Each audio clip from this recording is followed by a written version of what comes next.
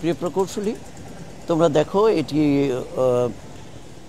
ইদিলপুর থেকে মহেলা পর্যন্ত একটি সড়কের যে আঞ্চলিক মহাসড়ক রোডস অ্যান্ড হাইওয়েজের একটা ব্রিজ।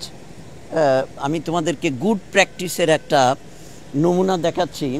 এটা রোডসের একটা ব্রিজ, দেখো কি সুন্দর করে তারা রিটেনিং ওয়াল করে স্লোপটাকে প্রোটেক্ট করেছে।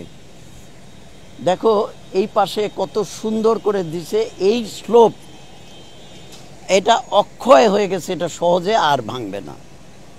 এবং একই পাশে একটু দেখাই তোমাদের,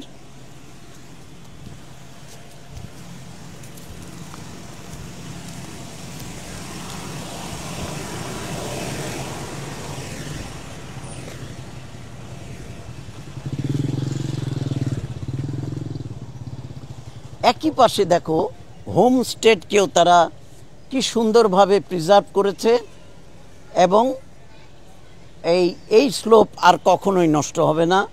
এখানে যদি স্লোপ দিয়ে তারা সিসি ব্লক বা গানি ব্যাগ দিয়েও দিত তাহলেও কিন্তু স্লোপটা স্টেবল হতো না।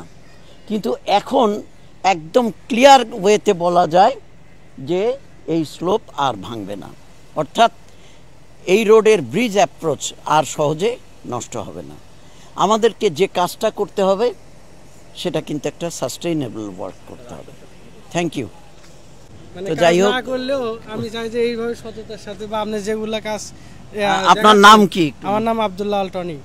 ও, আপনার বাড়ি কোথায়? বাসা বগুড়া জেলা ধনুর থানা। আপনি কি এলজিডির কাজ করেন? আমার ভিডিও দেখেন? হ্যাঁ, নিয়মিত ভিডিও দেখি। তাতে আপনার কেমন লাগে? আমার খুবই ভালো লাগে, এমনকি আমার মনে ফিল হয় যে আসলে আপনি যেভাবে ডিরেকশন দেন বা কাজগুলো করার মানে নির্দেশনা দেন, এভাবে যদি করা যায় তাহলে দেখা যাবে যে আমাদের যে গ্রামের ভিতরে যেগুলো রাস্তার প্রতিনিয়ত ক্ষতিগ্রস্ত হয়, কোনো ক্ষতিগ্রস্ত হওয়ার চান্সই থাকবে না। আচ্ছা, আমার খুবই ভালো লাগে স্যার, আজকে আপনার দেখে খুব ভালো লাগে।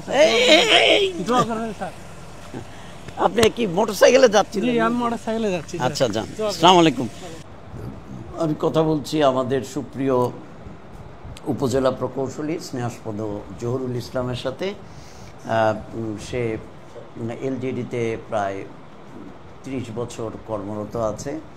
তো জহুরুলের কাছে আমার প্রশ্ন হচ্ছে যে, জহুরুল, আমরা যেভাবে এখন ধরো এই মেনটেন্যান্সের স্কিমগুলো নিচ্ছি, সেটা হলো ধরো সারফেস খারাপ হয়ে গেছে, আমরা তুলে নিয়ে সেটা তোমরা কি বললে হার্ডবেড প্রিপারেশন, এটা আসলে কোন লেয়ার তুমি বুঝতেছো আমাকে বলো তো দেখি।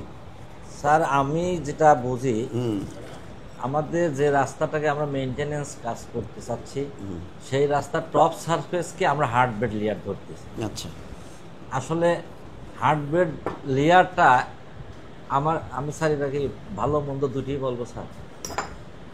হ্যাঁ, বলো বলো, সমস্যা নেই। হার্ডবেড যে লেয়ারটা আমরা করতেছি স্যার, এখানে আমার দৃষ্টিতে টপ সারফেস ওই লুজ করার পরে ওটাকে লেভেলিং ড্রেসিং করে রোলার করে পরবর্তী স্টেজে আসার আগ মুহূর্ত পর্যন্ত হার্ডবেড হয়েছে। হার্ডবেড, আচ্ছা, তুমি হার্ডবেড করলে। জি স্যার। প্রচলিত ধারার এই মেনটেনেন্স কনসেপ্টকেও আমাদের রিভিউ করতে হবে, সে ব্যাপারে পরবর্তীতে ভ্লগ নিয়ে আসছি। আসসালামু আলাইকুম, আদাব।